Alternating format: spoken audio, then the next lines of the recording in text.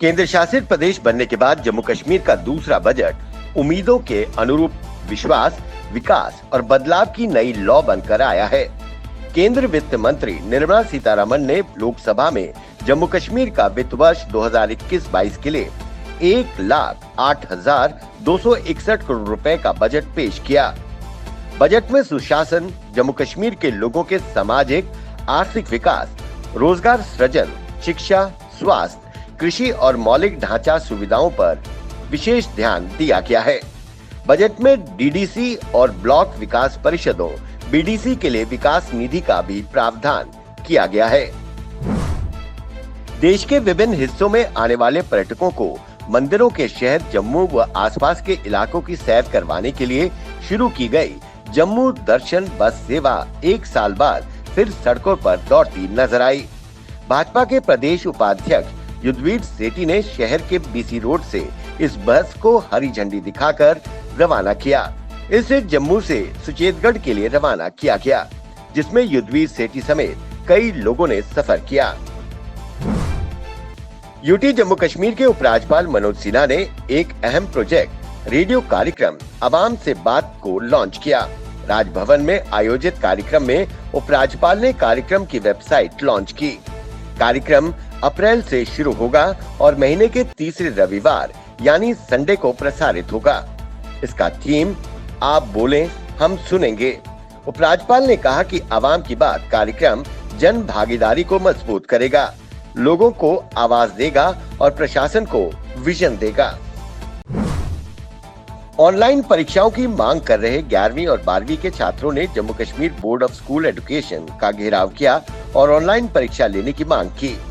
प्रदर्शन कर रहे विद्यार्थियों ने शिक्षा विभाग और शिक्षा बोर्ड के खिलाफ नारेबाजी की।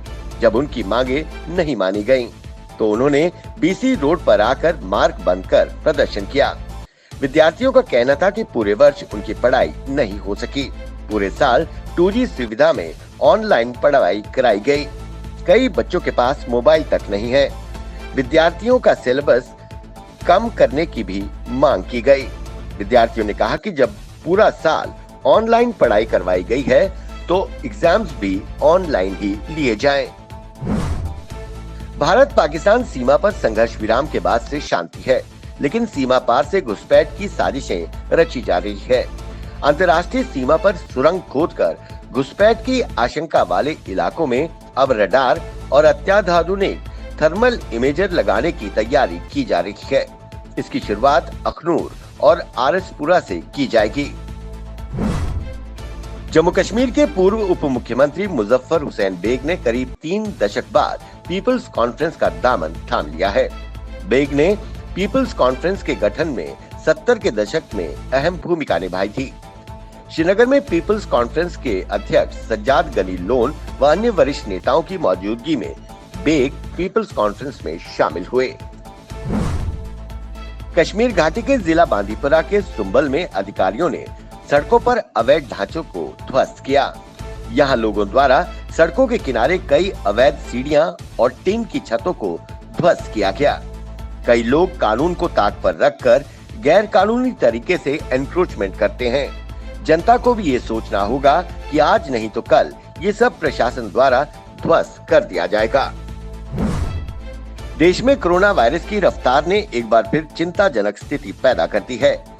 हालात इस कदर बिगड़ रहे हैं कि इसे लेकर प्रधानमंत्री ने मुख्यमंत्रियों के साथ बैठक की। देश में कोरोना की दूसरी लहर के डर को देखते हुए प्रधानमंत्री ने राज्यों से तेजी से बढ़ते कोरोना के संक्रमण को जल्द से जल्द थामने की अपील की है। प्रधानमंत्री नरेंद्र मोदी के साथ मुख्यमंत्रियों की हुई बैठक में वैक्सीन बर्बाद होने का मुद्दा उठने के बाद केंद्र स्वास्थ्य मंत्रालय हरकत में आ गया है। मंत्रालय ने उन राज्यों की एक रिपोर्ट तैयार की है जहां सबसे ज्यादा वैक्सीन बर्बाद हुई है। इसमें तेलंगाना, आंध्र प्रदेश, कर्नाटक, उत्तर प्रदेश और जम्मू कश्मीर शामिल हैं। देश में कुल बर्बाद हुई वैक्सीन में 44% से भी ज्यादा इन 5 राज्यों में हुई है। वैक्सीन बर्बाद होने की राष्ट्रीय दर 6.5% है। देश में एक बार फिर कोरोना वायरस ने रफ्तार पकड़ ली है। दिन ब दिन आंकड़े डरा रहे हैं। तमाम पाबंदियों के बावजूद लोगों की लापरवाही थमने का नाम नहीं ले रही है। इसका नतीजा जीता जागता उदाहरण आज देखने को मिला।